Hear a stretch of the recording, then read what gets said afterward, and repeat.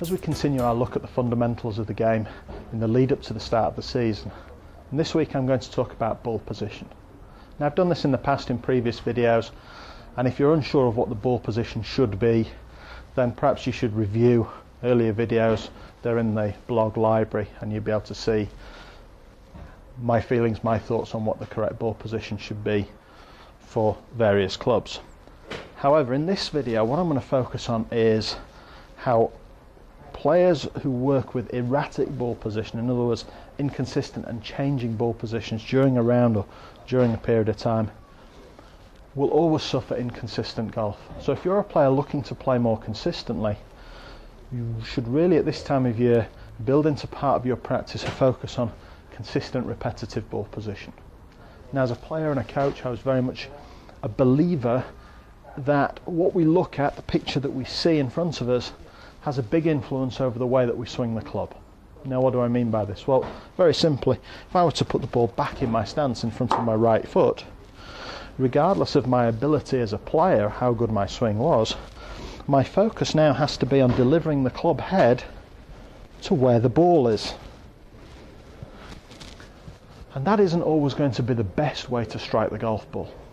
So, if our brain overrides our desire to swing correctly by delivering the club head to the picture we're looking at, we should make sure that the picture we create, i.e. the ball position, is in the same place in a repetitive, consistent way. So, as I say, review the videos to find out my thoughts on ball position, but for today I'm going to talk about an iron ball position being one club head width or so inside your lead heel, for me a left heel as a right-handed player, which will position it approximately halfway between the centre of your stance and your front foot. Now, this is critical. Every full swing should have a forward ball position, and the reason for that is that at impact, to strike the ball powerfully and consistently, we need 80% at least of our weight down the lead side. So as we're arriving at impact, our body is working forwards as it turns. This also makes it easier to create a downward angle of attack, especially with the irons. Flight scope can help us understand angle of attack, can help us show improvements in that. But if your ball position is erratic, your angle of attack into the golf ball will also be erratic because your movement patterns won't be the same. So, forward ball position to allow and accommodate forward weight shift as we pull the club down plane and strike downwards on the ball.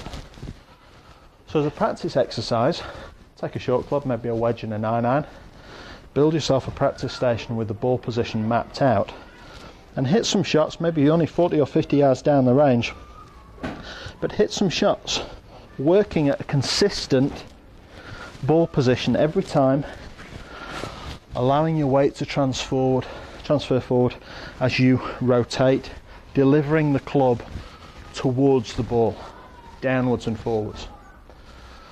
It'll significantly improve your ball striking, but it will significantly improve the consistency of your game if you're looking and creating a consistent, repetitive picture for the eyes to look at every swing.